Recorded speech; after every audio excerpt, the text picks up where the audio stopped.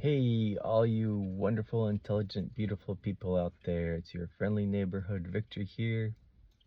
I just want to say hello to you guys, and those of you who struggle with it, the thing, don't do it. What am I talking about? Don't do what? Um, since apparently it's taboo. Um, it's anyway. This video could get banned by this because of talking about this. Apparently, I don't know. Or at least people bleep it out when there's conversations about it or it's mentioned. Censorship's kind of heavy here on YouTube, but here we go. So I was reading this post that I responded to a while back, and so I'm gonna go ahead and read it to you so that hopefully it can be short and sweet rather than take a long time talking. Well, rather than me taking a long time talking about it. So here we go. It starts like this. This is what the post starts with. Do you think that people who cut it short go to heaven? Question. Or is it that some sort of untold sin in the Bible? I don't know. I'm not really a Christian, so I gotta find out the answer to this. We know how to go to heaven if we follow the classic way, but does it stick if you cut it short? So, cutting short a person's, your own life, he's talking about. One's own self's lives. Do you go to live out your entire life to go to in heaven? Do you have to? Whenever this stuff happens, you'll always see sad relatives saying they went to heaven, but we all know that's just a rosy language to make themselves feel better, not the objective religious take. Okay, and that was the original post. Okay, and this is what I came up with as a response. Here's the serious and sad truth to the best of my knowledge. I mean, I'm human, I could be wrong. I'm not saying that I'm, I've got, so please correct me if I'm wrong. But this is the closest thing I think is to what is true, personally. So I do not intend to hurt or belittle or judge anyone. I understand people who do this. They don't do it because they've been enjoying life. Well, yeah, that's anyway. They're not doing it because they find life enjoyable. It's obviously they're having some serious hardship, and I can relate to that actually. Anyway, moving on. So I think the simplest way to look at turning off the lights on yourself, whether it's okay or not okay, is to ask yourself a couple of questions. So, did you give yourself life so you can live it? Did you give it to yourself? There's a yes or a no question. And the obvious answer, of course, is no. So, based on that, what makes you think that you can take that life just out of personal whim? And the obvious answer is nothing gives a person the right to take their own life because they didn't create it. Anyway, I think that's a human perspective, and we can see that it's not a good idea. And it can get a lot more serious. I mean, it is a lot more serious, actually. It's just the fact that in ignorance, people think that, like, nothing happens after you die. You just turn to dust and that's it.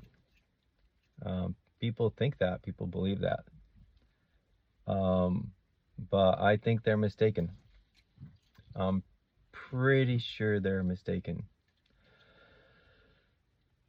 But to be able to get to that, we'd have to go into a whole bunch of other topics that I don't want to discuss. So I'm going to go to the authority that I find to be true, that I believe in.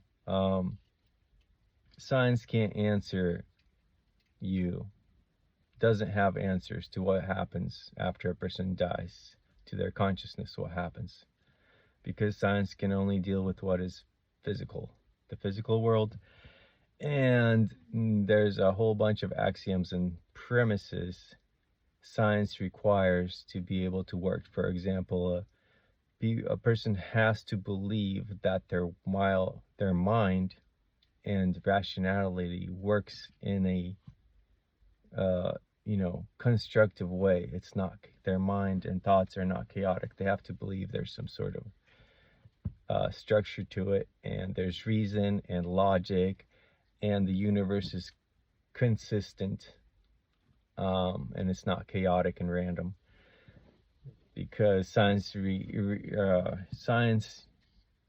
requires a hypothesis, and to test that hypothesis with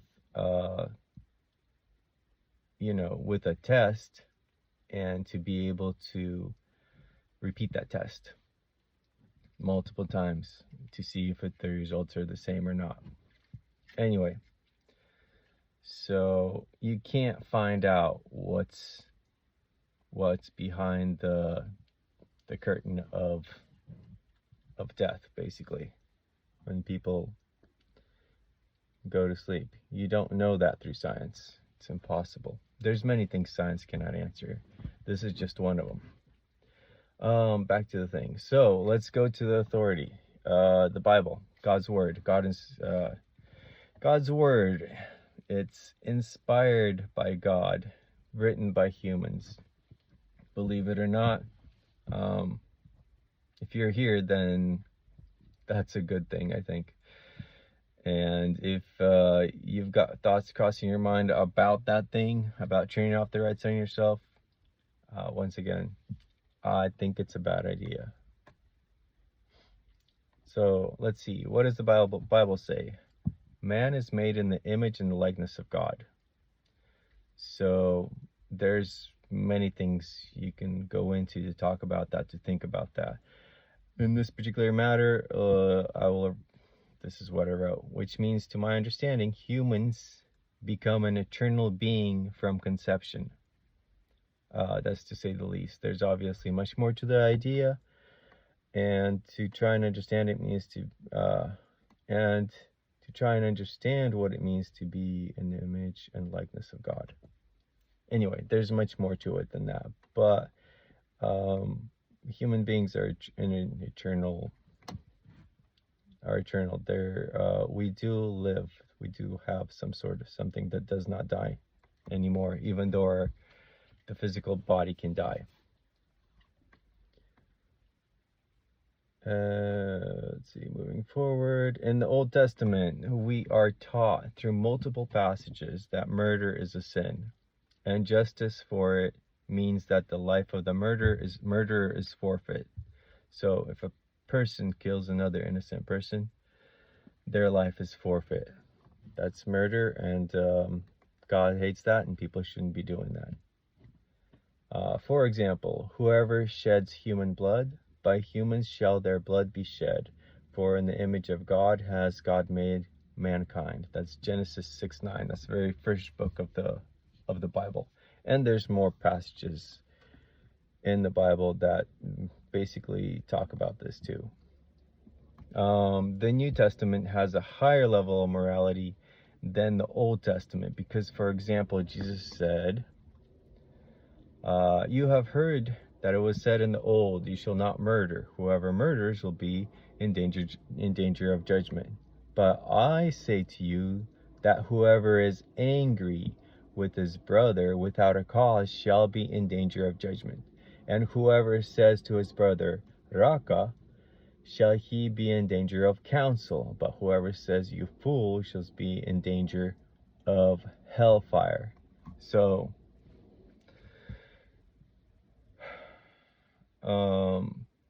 yeah. If in the Old Testament a person committed adultery and that is a mortal sin,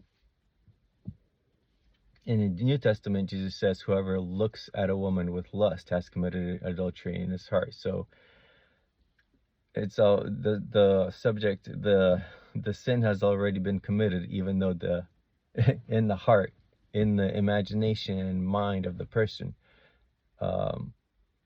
even though the act wasn't committed yet on a physical level. That's how much God hates sin, detests sin. So anyway, the New Testament is actually a higher standard, moral standard, than the Old Testament laws. So if a person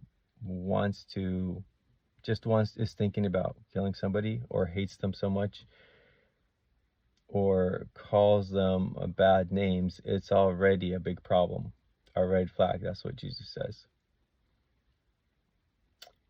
So why am I talking about this as murder? Because a person who does the thing, turns off the lives of themselves, that's, I think, the sin that they're committing, except they're doing it on themselves. So anyway, it's not funny. It's just difficult to explain. So I'm laughing how I'm trying to explain it, and it's coming out a little fun, wonky. Let's see here. So, in other words, Jesus' teaching did not cancel out the moral law of the Old Testament. Okay, that's what I wrote.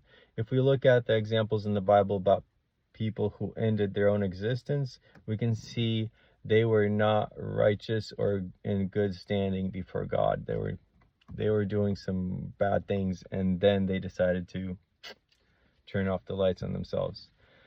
For example, in 1 Samuel, the book of 1 Samuel, the first king of Israel, King Saul, he disobeyed God on multiple occasions. And then he decided to fall on his own sword. And then another example would be Judas Iscariot, who also did the deed because he betrayed Jesus, and then he felt bad about it, and then he did that deed. Anyway, bad news, bad news. That's bad news bears, and it's very serious. You do not want to cross over the river Styx in depression and mental anguish. I would not wish this on anyone, because the spiritual state of a person solidifies in eternity, and they are stuck in their choices, with their choices. Only while a person is living can anything change. While you're alive, stuff can change. This anguish, this depression, despair, what a person feels, and what drives them to thoughts of turning off the lights. It's possible that things can change. It's possible. There is hope, even though it seems like there is none.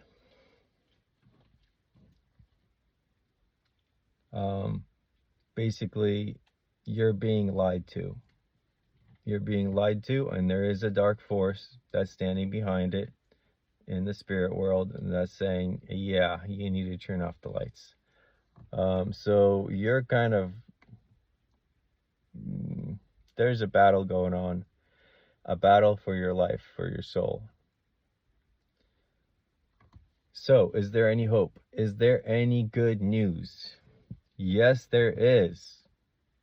And this is based on personal experience. I can tell you my emotional suffering, depression, despair, I had all those things, and I did not understand where they came from or why they were happening at the time.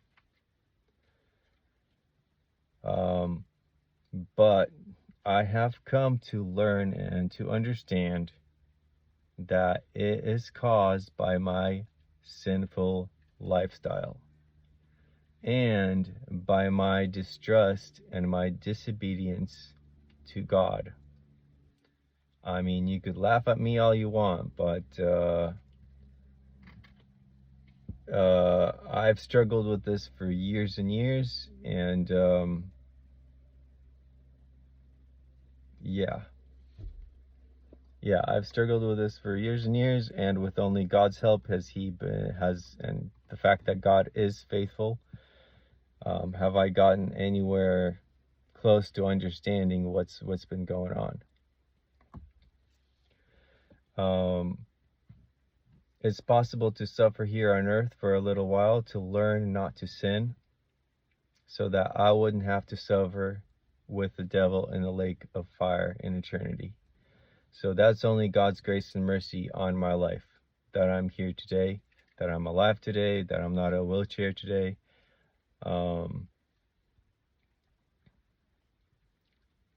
So how do we get there? How do we get there from depression, right? How do we get out of it? So I cannot get myself out of it. I can't get you out of it.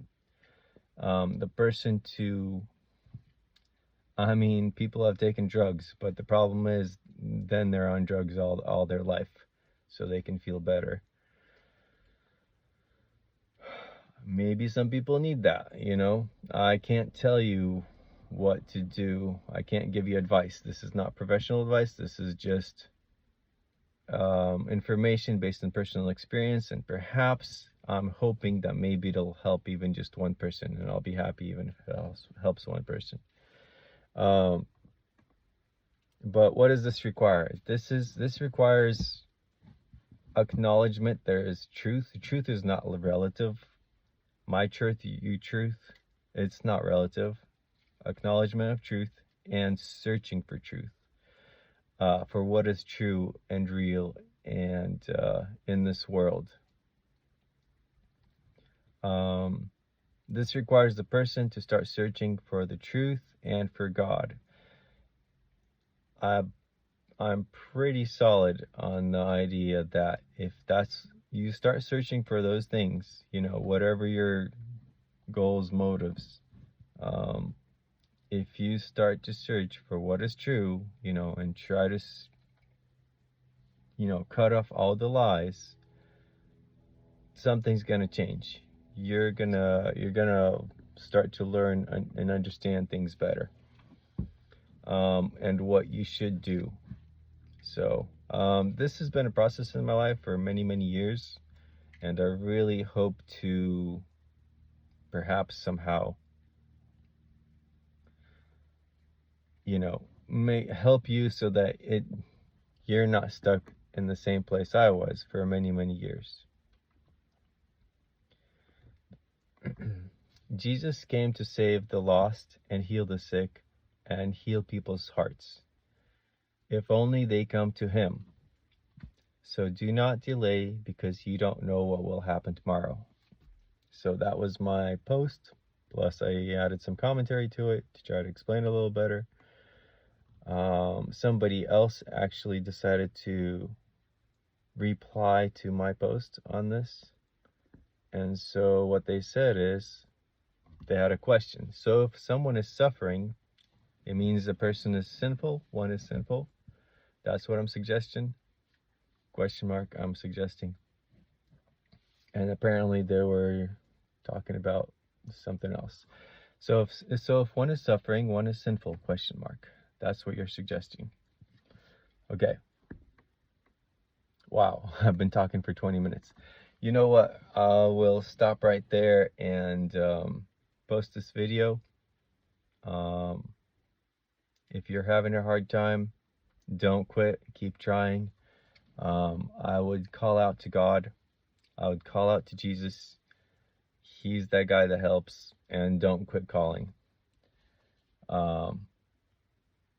That's all for now. Have fun storming the castle. God bless.